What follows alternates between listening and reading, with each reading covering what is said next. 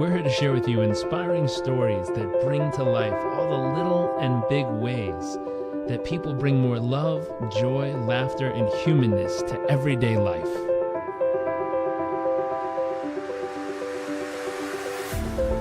Our focus is the hunt for those little moments that refuel the human soul and reminds us what life is really all about.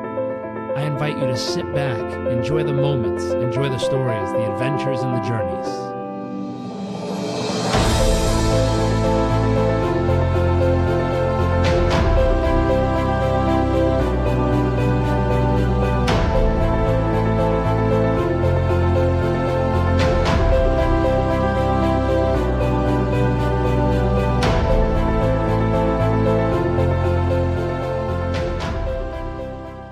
Hey there, welcome back to another episode of What the World Needs More Of. I'm very excited. I have a new friend via Instagram. His name is Bryan. Thank you for joining us. Thank you, Jack. Excited to be here. Well, excited to have you. So we're going to dive right in with the question of the show. What do you believe the world needs more of? I think that's such a fantastic question. There's a lot, I would say, especially in today's day and age, with all of the craziness that is coming over the news from the White House and the various forms of media. But after being through what I've gone through with my wife over the past 18 months and living the life that I grew up with, what I've really learned in reflection that has worked amazingly for me, and something that's made me very happy, very fulfilled, and excited about every moment and every day is exactly that. It's living in the moment. It's having the concept of a 5-year plan, but not focusing so hard on it that the fifth year is what you're always aspiring to. But it's focusing in on that exact day and that moment and what you're going through, and then appreciating it for what it is. Wow, that's beautiful. I love that. And how do you guys practice that each day right now? Yeah, so it might help if I say how I learn it before I tell you how I learned it before I practice it. Yeah. So my wife, Kayla Haber, also known as Fight to Breathe, she's just this absolutely amazing fighter and incredibly inspiring one. She was born with cystic fibrosis, which is a genetic disease. She lived a very healthy life where she was an all-star athlete and really good at just about everything she did until she got sick around 2021. And since then, she lived for 19 months straight on the transplant waiting list for her first double lung transplant. Then was doing really well and made a quick trip to Hawaii, where she ended up getting super sick and life flighted and put in a coma for a few months. Then she met me, and then we had 6 months of health and amazingness where we fell in love with one another. And then she fell chronically ill and was then said she's going either needs to go on hospice or get another transplant. And her center at the time said, we won't do it. So we lived for 12 months where she was rather quickly going from the healthy, independent woman that I had met to someone that was fully dependent on those around her to live day to day. So while in the time I had been married to her, I went from being so focused on, like, I was going to business school in 3 years. I'm going to get this promotion at this date. I'm going to I'll be making this much in this many years, to realizing that, like, wow, she can't afford to have those sort of thoughts. And she showed me what the fragility of life really is. And I've grown to appreciate just, like, living in every second and saying, like, this second might be the last, like, second where we're this healthy and this happy and have the opportunity to do this sort of thing. So I've taken that and I've now done that, applied that to my entire life. And, I got to tell you, man, I'm much happier. I'm much more excited about everything that I'm doing and more fulfilled by everything that I accomplish and everything that I do. Wow. What? It's wild. What an experience. I mean, for it to take you to a place where you realize this may be, and it's powerful what you just said, this may be the last second we ever get to be this healthy, this happy, this whatever. How powerful. How powerful. And so I could only assume, but I won't, I'll ask. And is that something that you guys have to now mentally tell yourselves to focus on each day? Is it just part of your DNA now? How is it integrated into your daily life as at this point? No, it's an amazing question. It's kind of a little bit of like a mental like I guess dilemma because we were thinking that because she was being told she needs to go on hospice, she needs to get another she needs new lungs or else she's going to die, and so like every day she was like slowly dying. I mean, she lived in the hospital for 5 months, and it was like, how do we make every moment while this hospital stay not as terrible as it probably is. And then she got the new lungs, and she's doing amazingly post transplant. So we're 2.5 months now post her second transplant, and it's kind of like we're no longer like we're no longer saying like this is the last second. We have the opportunity to say like in 3 years maybe we can have kids, but every time we have a thought like that, we remind ourselves that like things can switch on the turn of a dime, and we still have to do that. And a perfect example is 2 weeks ago. So she's 7 or 8 weeks out of transplant, and 2 weeks ago, we decided we're going to go on our first little mini vacation. A friend in Orange County donated their beach house, or let us rent their beach house for the weekend, and we're just sitting by the beach and having an amazing time. And all of a sudden, her heart rate raises, her blood pressure decreases, and like these are symptoms that we were told to watch out for. So we decided we're going to be better safe than sorry. We packed up our bags and went straight to the ER at UCLA. And what do you know? She was experiencing the onset of tamponade, which means there was fluid building up around her heart, and it was starting to put too much pressure where blood could not reach the rest of her body, and she had to go into heart surgery. So like post transplant, we're having an amazing time, and then all of a sudden she's going into heart surgery, literally 24 hours after the symptoms had happened. So, wow. So yeah, I would say it's part of our DNA now. But I would say like, since like the miracle of the transplant happened, we have the ability to potentially look out further on the horizon, but it's absolutely part of the DNA where every day we wake up and we're like, what are we going to do today that is going to make us happy that we did this today? Wow. How beautiful to find that space in that kind of moment, because not everyone does. I've met tons of people at different moments of their life around that, and some people become very bitter and very frustrated and very hurt, and you can't blame them. It's part of life, and it's a part that may be frustrating to some, but to find the beauty, to be able to squeeze the life and love out of those moments with each other is so beautiful. What a distinction to make, and how awesome it is that you two dive in like that together. It's very cool. Now, we've gotten to learn a little bit about your situation and what's brought you to this moment. I'd love to know, what do you consider to be your wow factor? Like, what makes you uniquely you, and what are some of the moments that help shape it?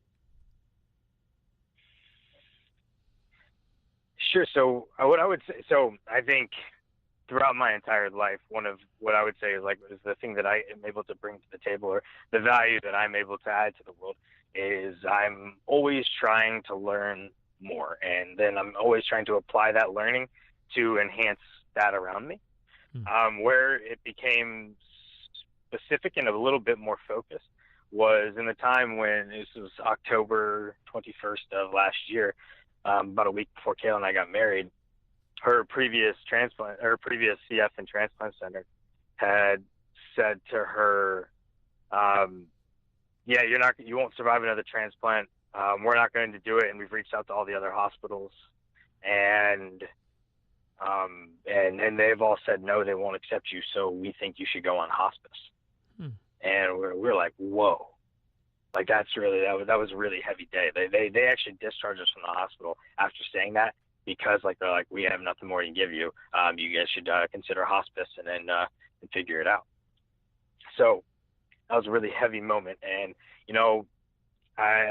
we took in that experience, and we were like, let's go live our best life in Hawaii. That's a place she's always wanted to live. So I was looking at houses in Hawaii, figuring out how I could take a sabbatical with work or take some time off work, and we could go live our best life there. And then we got home, and Kayla said to me, she goes, screw that. I've been fighting my entire life, and I haven't lost yet. I'm not giving up now.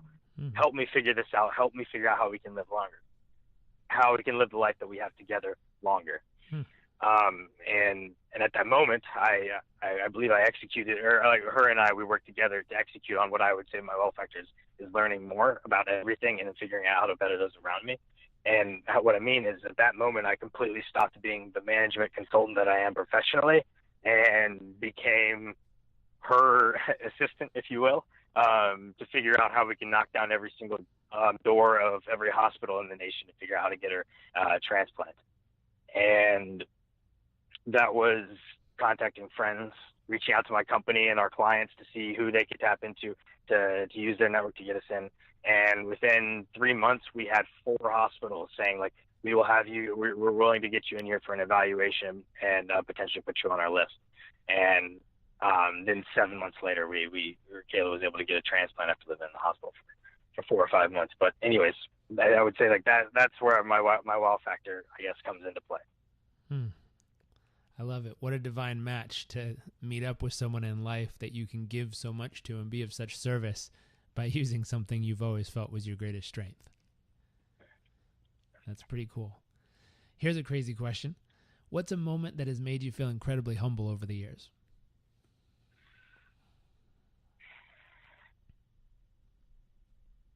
So I'm gonna backtrack.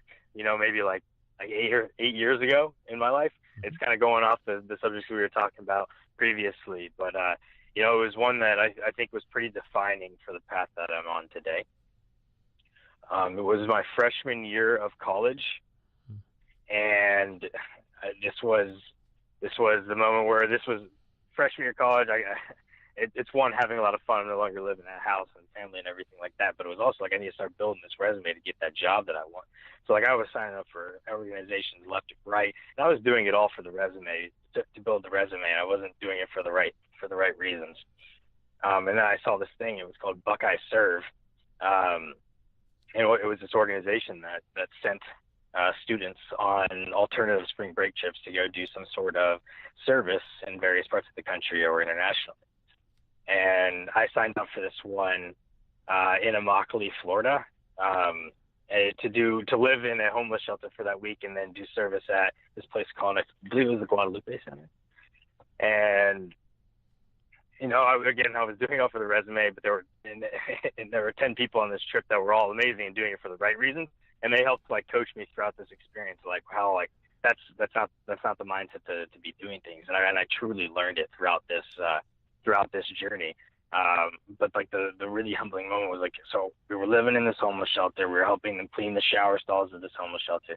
I was having the chance to sit at a table and talk with people that are living here and kind of understand their journey and how it got them there.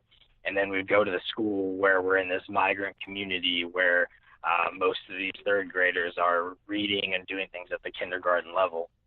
And there was this little kid named Jaime Lopez, and he really wanted to play, but he hadn't completed his work yet, and he was a few grades behind. And I'm just sitting here talking to him, coaching him as I would have been coached, which probably wasn't the right approach. I'm just like, hey man, you got to do this. This is what you have to do.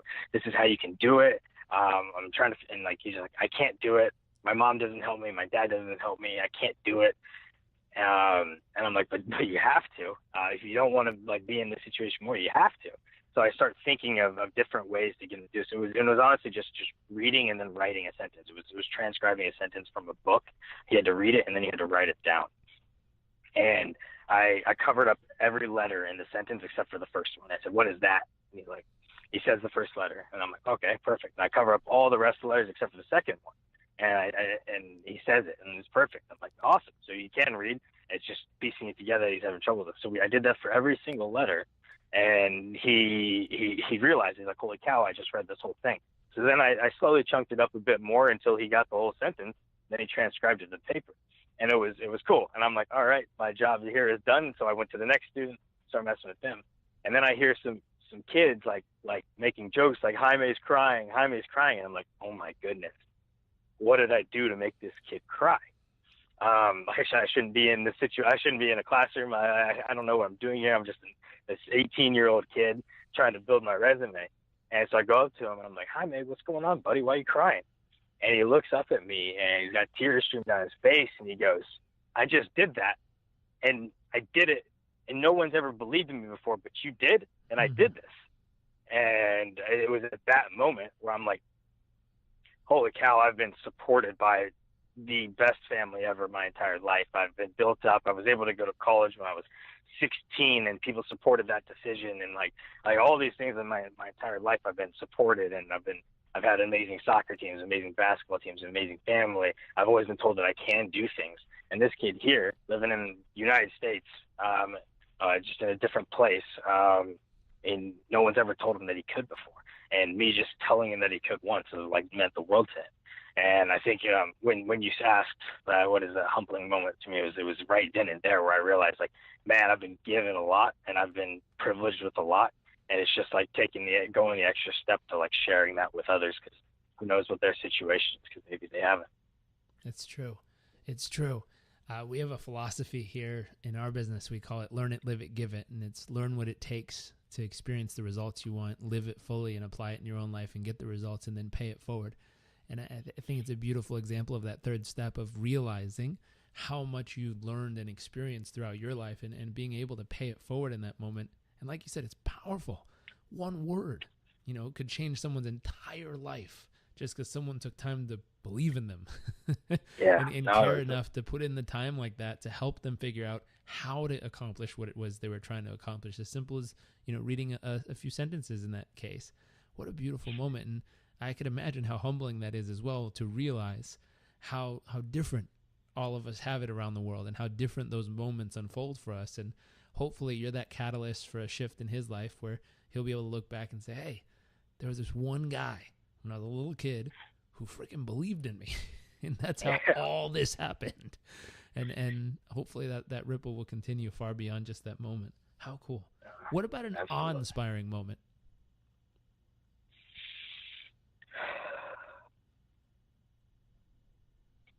An awe-inspiring moment. I'm trying to figure out a good one. I'm going to come back to present day, and it was just 2 months ago. And my wife Kayla, she's probably going to be boned at me for telling this story, but I'm okay with it. An awe-inspiring one was right after her transplant. So this is someone who was living in a hospital bed for the 130 days prior to this, where if she wasn't on oxygen, her saturation was destatting to levels that were harmful for the brain. She needed help going to the bathroom. She needed help like doing anything, like going for walks took so much energy that you just didn't want to do them. And it was just kind of like being there in bed and like figuring out how to have fun and enjoy the moment without moving, essentially. And then she finally gets this call, and she goes into surgery, and the surgery takes like 13 hours, and it's pretty crazy. I mean, like, they cut her in half, right? And then they take out the old lungs and they put in new ones, and her donor's lungs, and sew them in there.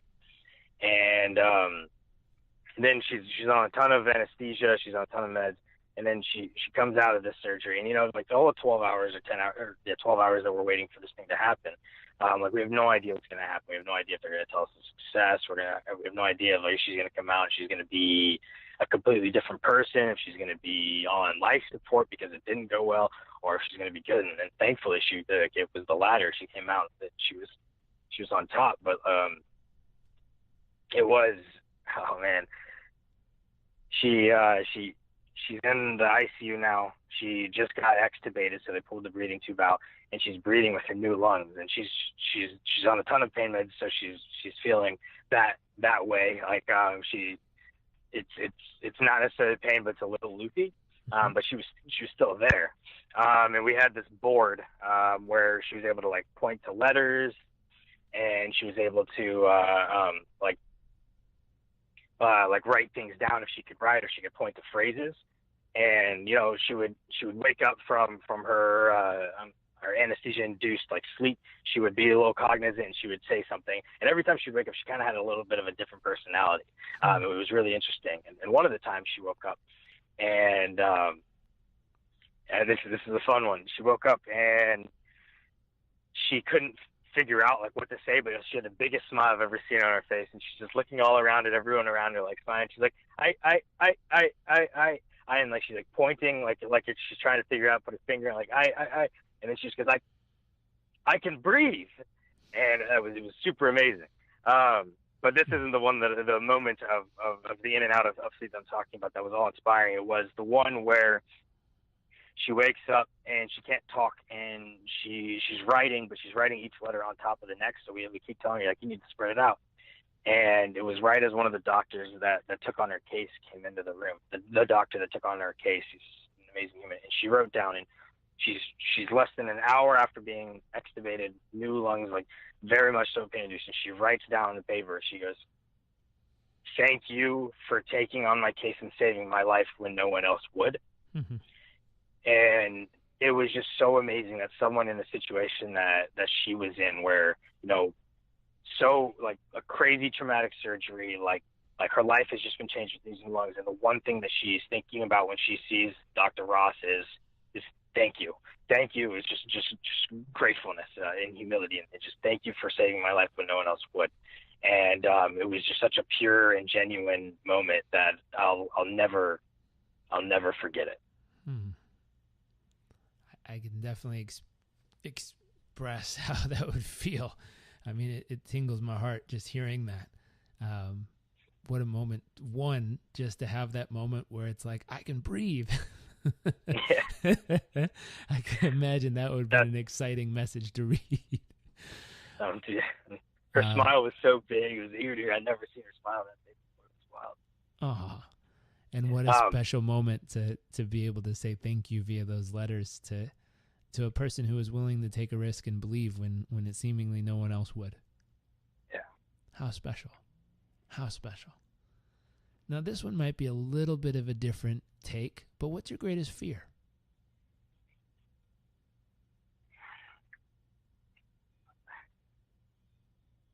So my greatest fear is it's not taking advantage of the time that I have. You know, I mean, time is such a finite resource. It's the most valuable thing, and it's not taking advantage of that each and every second that I've been privileged and graced with and gifted with, and to do everything that I want to do and need to do and feel like I have to do to make the impact that I want on this world. That is simply my greatest fear. I could imagine that this experience has brought that very close to home and keeps it right in front of your face, which is a beautiful motivator and a piece of inspiration in life. Absolutely. It's really helped me focus in. I mean, like I told you, like the thing that I learned the most was like understanding the fragility of life, and it just exacerbated this fear, but it also activated me to act more to ensure that the fear does not win when the end comes. I love that. To keep it so close and really get you to focus on it every day, really get you to feel it every day and keep it alive. I think so often we brush up against moments in life, and whether it's a family member or a relative or a spouse or a child, where we just glide by death. And for a moment, it brings us to life. And you see someone all of a sudden really living. They're in the moment. They're feeling. They're in this state and in this moment that you've described to us. But then for some reason over time, it slowly fades. And they get back into that moment where we start to have expectations and just look at life of, oh, it's just normal. It's just life. And I think to have the sensitivity to keep that in the forefront of your mind in those moments keeps you alive at a different level and a level of life that very few people really consistently experience. It's something I've always struggled with, is why is it that hardship or being close to death or the loss of life drives us so much in this area, but for some reason it's very powerful. And that fear to bring forth like that and to bring out one of the most beautiful sides of who you are. Like I said, just an outside compliment from just an observer. It's beautiful to see what it's brought out in you. Because like I said, not everyone chooses that route. Some people get pissed or angry or frustrated, and you can't blame them. It's just their moment to go through. But it's beautiful to see the amplification of good that's come out in your guys' life. It's really beautiful to observe from the outside. Absolutely. Now, speaking of the future, I realize living in the moment is something you guys are great at. But if I were to go out on a limb and throw it out here, what are you guys most excited, or what are you most excited about in your future?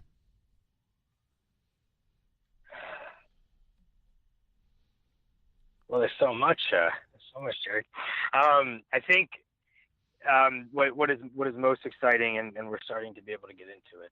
Just simply stated, is being able to experience and live a life of normalcy. And I understand normal means something different for every person, but like our life is so overrun by in and out of the hospital for weeks at a time, 7 or 8 appointments a week when you're out of the hospital, having to dose insulin 14, 15 times a day because the blood sugars are out of control, on top of the 47 different meds you're taking twice a day, and then having to do blood pressure cuffs like 3 times a day. All of those sorts of things, like they kind of make your life feel like a routine. And especially the in and out of the hospital, and the nurses coming into the room at all hours, not you never having any sort of alone time, not being able to go on walks if you want to walk, that sort of thing, like is something that we haven't been able to experience since, I don't know, around June last year. Hmm. So I think what we're really excited for now that she's been gifted this second lease on life, or third lease on life, excuse me, with the second double lung transplant. Now that things are going well, of course, within staying medically safe for her, like being able to just kind of do what we want to do and do it when we want to do it. It's having that sort of freedom to be like normal people is something that we are very, very excited for. Hmm. It's amazing. I've it's a quote, and I'm trying to remember the exact quote, but somewhere it was said, I think and it's just a quote, how it reads. It says, "The biggest problem you're challenged with is someone else's greatest dream." And I think so often we forget that, not realizing what so many are going through in the moment, where someone's complaining that they don't like their outfit, or they don't drive a cool enough car. You're sitting there thinking, I would trade you any of those problems. Well, I mean, one thing, of course, there's extreme examples. One thing that we did learn in this whole situation is that problems are relative. Like everybody believes it's a problem because it seems real to them at the moment, and it's being understanding. Of course, like I would trade a material problem for like the health problems that we have in any moment, but like people are dealing. Like there's a lot of things out there that are happening where people feel like they are emotionally and physically connected to it, and it's causing them that stress in the day. Yeah, it's so true. I had a brief experience where I was volunteering in a village over in Uganda, and I got malaria twice. And I was stubborn when it came to modern medicine. I believed I think it was just growing up in Southern California. I believed I could vegetable juice and meditate my way out of malaria. Horrible idea. I learned. But in that moment where the doctor had to sit me down and be like, "Hey pal, either you're going to take the pills or you got about 6 days left to live." It's like I scratched my head and I was freaking out, and I remember being so worried and being like, oh my gosh, and I was crying and trying to figure it out, and I took the medicine. I lived, for people who are wondering what happened, but I made it. Someone always asks. I'm happy you did. Thank goodness. But what was interesting, I remember getting on the plane home and sitting next to a nurse from Canada who goes and volunteers once a year in the orphanages there. And we were just talking, and I told her what had happened. And she's like, "Oh my gosh, I feel so bad." And I was like, "I'm fine. I'm alive. Like, I made it. It wasn't very fun, but I made it." And she's like, she goes, "It's such a crazy thing around here." She was just telling me her experience in the orphanage, where there's little babies there who were orphans, and for $2 medicine they can't afford, they're dying every day because they don't have the tablets to give to the kids. And $2 US, which, like, I remember sitting on that plane having tears in my eyes, just thinking, wow, I mean, dang it. Like, I realized what I was, it was just my reflection on that quote. I remember, thinking, wow, I'd gone through so much in the last so many days, and then sitting next to a nurse who's telling me about these kids who couldn't even afford the $2 to get the freaking tablets.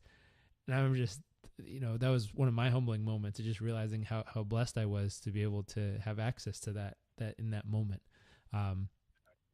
It's amazing. It's amazing how the Yeah, world works. And it's beautiful when we have those moments to be able to get access to what we really need to keep ourselves going. What a blessing. What a blessing. But I'm excited for that, you guys, as well. I watch you guys online, and I just recently crossed paths with all that you guys are up to. And it's beautiful, like I said, to see how much love and joy and fun you guys bring into what you guys do every day, even though it's definitely a bit of an uphill battle. But you guys are making it an enjoyable journey instead of just a fight. It's beautiful to observe. And I'm excited to see you guys continue on that transition back to quote unquote normalcy. Well, what's amazing with the philosophy of it, with you guys, the live it, learn it, pay it forward. We're getting it. We've lived it, we've learned it. Now that things are going better, is like in addition to that living normalcy, is like it's like just wait for what Fight to Breathe is going to be coming out with over the next couple of months. Like Kayla's heads down, focused on doing using the community she has had the opportunity to build and be a part of, and then like focusing it on other people that are in similar situations, and like just it's going to be super amazing, and it's another thing that we're super excited for. That's awesome. Now, I don't normally do this, but I'm going to throw it in right here before we transition to the nuts and bolts section. Is the account is @Fight2Breathe? Yes, sir. And is it TO or the number 2? The number 2. Got it. So it's Fight, the number 2, Breathe. And is there a website that goes with it as well? It's fight2breathe.org. So fight2breathe.org. And it's a good website now, but we are launching our newest version in about 3 weeks, and that's going to come with the new apparel launch, as well as 2 big initiatives that she's dropping: a mentorship program and a featured fighter program, where they'll find one individual that was in a similar situation, and we're going to focus the community on showing that person love and helping make them happy in the experience that they're going through. Very cool. Very cool. Like I said, I don't normally do that right here, but I'm going to throw it in there. Shameless plug, because I love watching y'all, and I want to make sure you guys are supported and everyone goes and checks it out. But like I said, now we're transitioning to the nuts and bolts part of the show. This is the tactical, tangible, practical kind of stuff people can immediately take and apply directly to their life day to day. So the first question we have for you, Bryan, is what do you focus the majority of your thoughts and time and life on each day as of right now?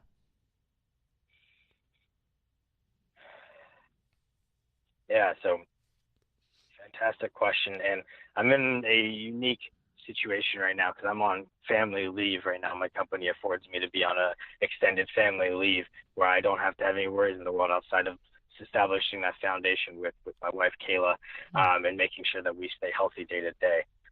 So what I would say in this amazing period of time that we have, we focus on showing each other all of the love that we can show, and then using that to create a day that we will never be upset with anything that we did, because that day was filled with everything that we wanted to do for that day, whether it be focusing on building Fight to Breathe, hitting all the appointments, or maybe just going for, the 40-minute walks twice a day in our neighborhood. Yesterday we saw that the sun was setting and it looked like a beautiful sunset. So we drove past our apartment to a specific spot where we were able to catch the sunset. It's just making sure that we are able to take every moment and be happy with it. And we're very thoughtful with how we spend those moments. That's awesome. Here's a question. What do you believe a key to your success in that process has been? Every day before we go to bed, I look over at Kayla and she looks over at me and she asks me, and she's like, were you happy with how the day went? Is there anything you would change with how that day went? And then we talk about those, we talk about the yeses of the positives and how we can adapt the others. That's awesome. That's awesome. I like that process. I'm it's fun. It's a little added reflection as well as just a good pillow talk conversation. I think there's something special about that for relationships.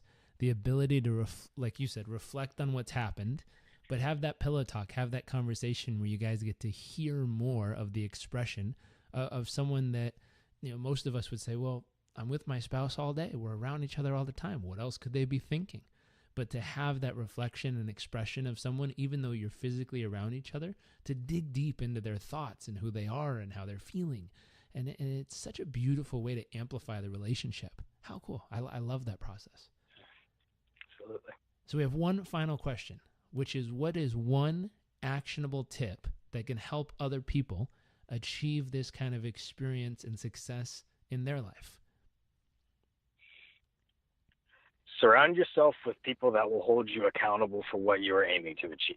If this is the goal that you're aiming to achieve, surround yourself with people that ensure that, one, you're doing it and they help you do it, and then they buy into the concept and they do it as well. I have been gifted with an amazing wife. She has an absolutely amazing family. My parents are amazing as well. And then our friend group is unwavering. And they will call us out when we're not doing what we're supposed to be doing, and they are always there to ask us, like, are we happy? Like, what can they be doing to help us be better? What we can be doing to help them be better? And it's just being surrounded by that sort of support group. We call it a village. It makes it so much easier to be the people we want to be. I love that. Surround yourself with others who hold you accountable to be consistent towards what and who you said you were going to do and be. Exactly. It's a lot easier to say than to actually do, but once you actually start doing it, you fall into a rhythm, and it's really healthy. It makes you happier, and it makes you more productive and efficient. That's awesome. I love it. Great tip. Well, thank you for joining us here. For everyone who's listening, make sure to go to Instagram and follow @Fight2Breathe. Make sure to go to www.fight2breathe.org and make sure to share a little love with these two on their journey. It's amazing. They're sharing so much with the world. They're being so vulnerable and authentic in all that they're sharing. And so, Bryan, thank you for sharing with us. I really appreciate you coming on.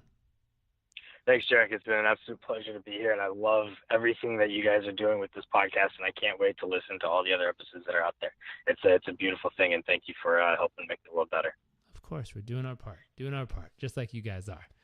And so for everyone tuning in, if you enjoyed this episode, make sure to click subscribe. Make sure to share it with a friend or family member who needs to hear this message. And we look forward to seeing you all next episode.